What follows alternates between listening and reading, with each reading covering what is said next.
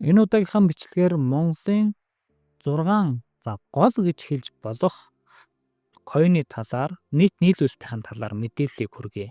Энэхүү мэдээллийг хүргэхээс өмнө 2021 он бол Монголын хөрөнгийн зах зээл түнчлэн крипто салбарын хувьд Монголын ч гэлтгүй дэлхийн крипто салбарын хувьд бол энэ өндөр халуурлын бие өсөлтийн жил байсан. Монгол улсын хувьд бол 21-22 онд нийт 59 койн гарч байсан, 13 бирж үйл ажиллагаа явуулж байсан, 550 мянга гаруй иргэд идэвхтэй ингэж арилжаа хийж байсан. Нэг өдөрт хамгийн өндөртөө 1 их найт хүртэлх төгрөгийн арилжаа явагдаж байсан. Ингээд 21 оны 12 дугаар сард виртуал хөрөнгийн үйлчлэгээ үзүүлэгчийн тухай хууль батлагдсанаар энэ бүхэн арай намжиж цэгцэрсэн байгаа.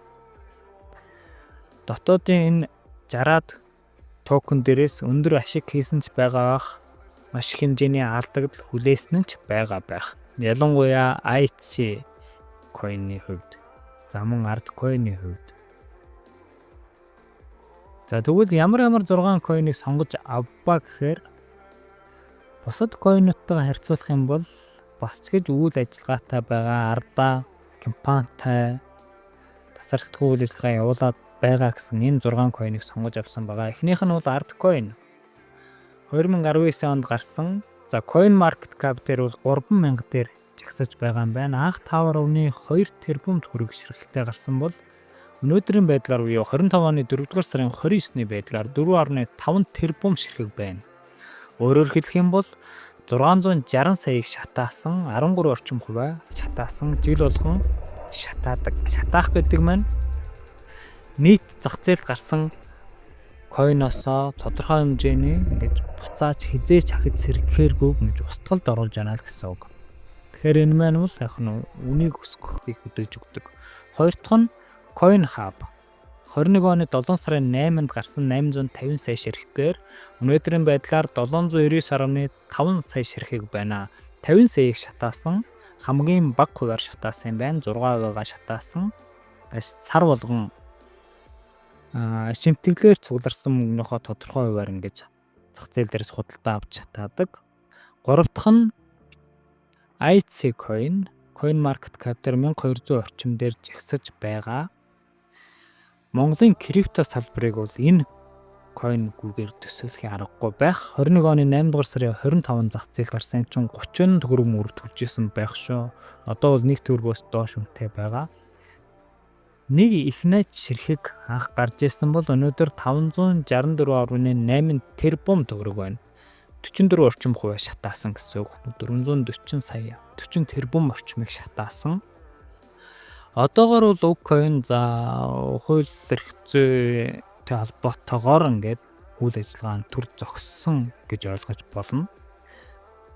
Дөрөвдөх нь StorePay буюу SPS Coin Market Cap дээр 3800 дээр жагсаж байна. 21 оны 10 сарын 27-нд гарсан 600 тэрбум ширхгээр гарч ирсэн бол өнөөдөр 71.8 тэрбум. Хамгийн өндөр хувиар шатаасан, 88% шатаацсан 528 тэрбум ширхэг SPS Coin-ыг дахиж хизээч сэргэхээргүйгээр шатаасан юм байна. Сард 2 удаа буюу 14 хоног тутамд ингэж шатаадаг. Эдгээр таваасаа бол би хамгийн идэвхтэй үйл ажиллагаа явуулж байгааг бол StorePay гэж ойлгож болно. Гэж үзэж байгаа. Тав дахь нь Монгол NFT 655 жагсаж байна. Нэлийн дээгүүр бас 1000 руугаа ороод ирсэн байна Coin Market Cap дээр. 21 оны 11 сарын 5-нд 400 тэрбум ширхгээр гарч ирсэн бол өнөөдөр 142 сая ширхэг байна. 65 орчим хувиа шатаасан. Шатаалтын хуваараа бол 2-т орж байна тийм ээ. StorePay-ийн дараа. Мөн ингээд сар бүр бас адилхан SPS-тэй адилхан зах зээл дээрээс худалдаж авч ингэж шатаадаг. 6 дахь нь бол Corex 21 оны 11 сарын 7-нд 10 тэрбум ширхгээр гарч ирсэн. Энэ койны хувьд бол шатаалтын мэдээлэл байхгүй, шатаагаагүй болов уу гэж ойлгож байна. Өөрийн гэсэн блокчейнтэй ганц койн бол энэ. Бусд нь тэгэхээр өөрийн гэсэн блокчейнгүй учраас токен гэж нэрлэгдэх нэ. За үүний хувьд бол мэдээлэл оруулсангүй бүгдээрээ шал арчиж байгаа. IC, SBS, Монгол NFT-ийн хувьд бол бага зэргийн өсөлт ажиглагдсан. За төгсгөлд нь хэрвээ та coin token сонирхож байгаа бол хаанаас мэдээлэл нь авч болох вэ гэхлээр за олон улсын дэлхийн хэмжээний ийм криптонуудын хувьд бол нэгт нь coinmarkets.com, хоёрт нь Crypto Bubble, гуравт нь CoinTelegraph гэсэн эдгээр 3 сайтаас мэдээллийг нь авч болно. Монгол улсын хувьд бол Crypto Cegmen гэсэн ийм вебсайт байдаг. Мөн Crypto Daily гэсэн ийм сайт бий. Тэгээд биржүүдийн сайт. Тухайлбал CoinHub бол 7 хоногийн товч мэдээллүүдийг Instagram, Facebook зэрэг хуудасуудаараа хүргэдэг.